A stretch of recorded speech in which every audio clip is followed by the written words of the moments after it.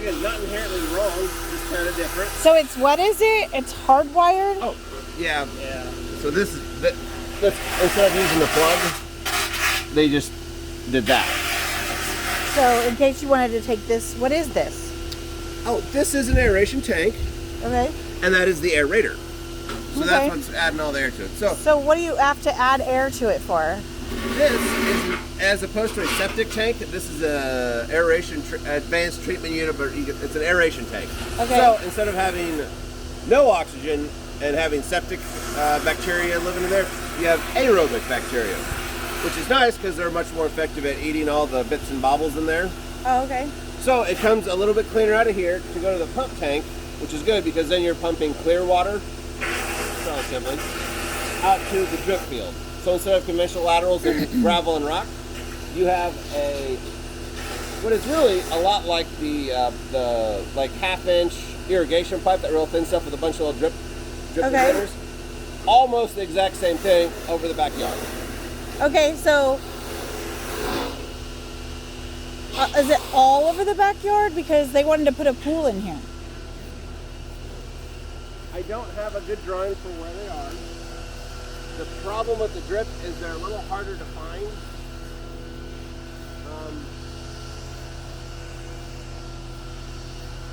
Where do property line is probably that box to that fence, give or take.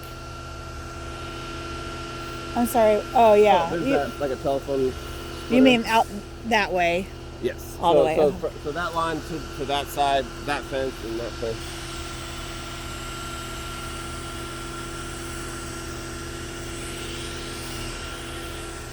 How big of a pool are they wanting? Like a regular...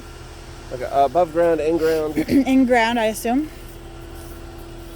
I believe we are walking in the lateral. So it goes from there to that, which is a pump tank. Mm-hmm. Usually today we'd have them make a drawing of the thing.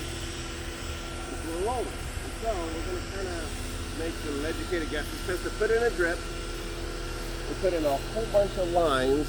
And so we're going to see if we can find what look like a bunch of irrigation, or those little green yard caps. Okay. We sometimes put those out. They're good to have. Because then if you have one line go bad, it's a place to start to fix instead of replacing everything. You think they come clear out here? It's hard to say. Since it's pumped, it could go anywhere.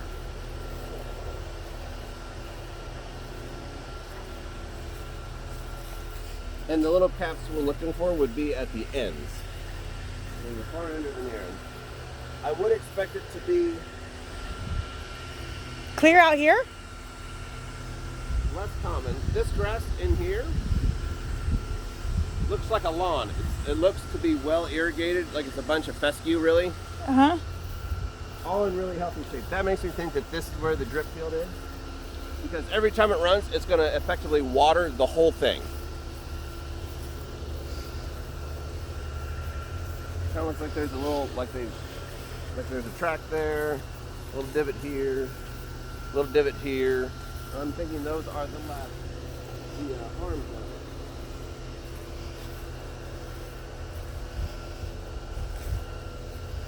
And it's not uncommon to only have the start and the end in the tank itself, and then the rest of it's just one big long loop. And then we get to about here, and it turns kind of from like a lawnish to what I call usually a yard, a pretty good mix of just whatever's coming up. Mm-hmm. So I'm thinking that this is probably about where the drip field ends. So 5-10 feet this side of that brush pile to about here. General answer has got to stay 25 feet from your laterals. And here's the 3, 6, 9. Put it about here. I mean, they definitely, when we asked them